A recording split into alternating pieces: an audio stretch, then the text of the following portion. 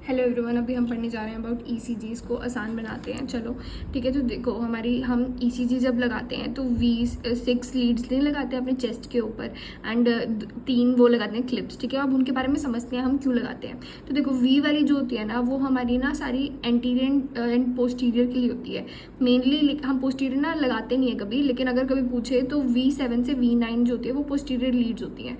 ठीक है, वो पोस्टीरियर एक्टिविटी के लिए होती है। हमारे हार्ट में MI आ सकते, तो हमें हर एक एंगल से कवर करना है अपने हार्ट को। ठीक है, इलेक्ट्रिकल एक्टिविटीज देखने के लिए कि कहाँ पर दिक्कत आई है।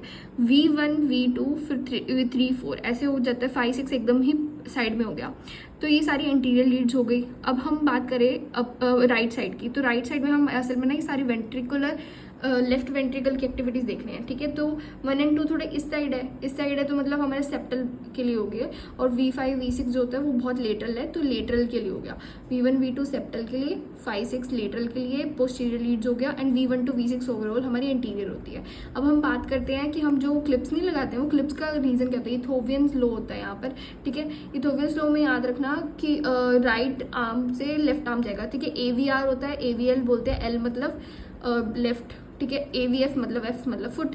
तो हम क्या कहते हैं, एक ना इलेक्ट्रिकल ट्राइंगल क्रिएट होता है इन तीनों के बीच में, एंड ये फुट में जाके ग्राउंडिंग करता है। तो क्योंकि फुट में क्या है हमारा पॉजिटिव चार्ज, तो मतलब मिट्टी से जुड़े रहो, पॉजिटिव ऐसे कुछ करके याद कर सकते हैं।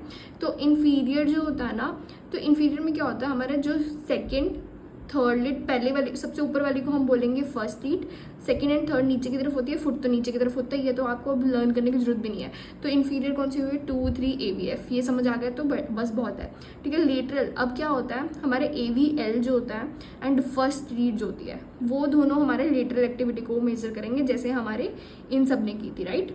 तो अब जो हमारा AVR होता है वो सिर्फ रेसिप्रोकल लीड देता है। अब मान लो कोई भी MI आया तो क्या होगा, हमारी ST एलिवेशन होगी। अब कहाँ पर होगी उससे हमें पता चलेगा कि कौन सा एरिया खराब है। तो एंटीरो लेटरल हमने पढ़ा था, AVL फर्स्ट, एंड हमारा V3 से लेके V6 हो गया।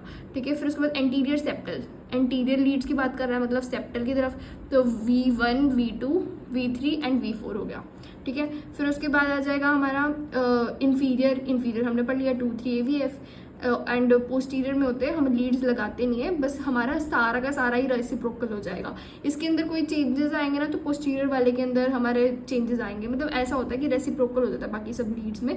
तो पोस्टीरियर वाले की हम लीड्स तो लगाते नहीं। अगर तुम्हें सारा ही ECG पूरा ही ग्लोबली डिप्रेस दिख रहा है तो वो पोस्टीरियर लीड्स के कारण हो रहा है, क्योंकि वो उसके रेसिप्रोकल हो गए। ठीक है, एंड देखो, पोस्टीरियर एंड इन्फीरियर जो होती है वो RCS अप्लाई करता है। एंटीरियर में लाडा में ही नाम में ही आ रहा है।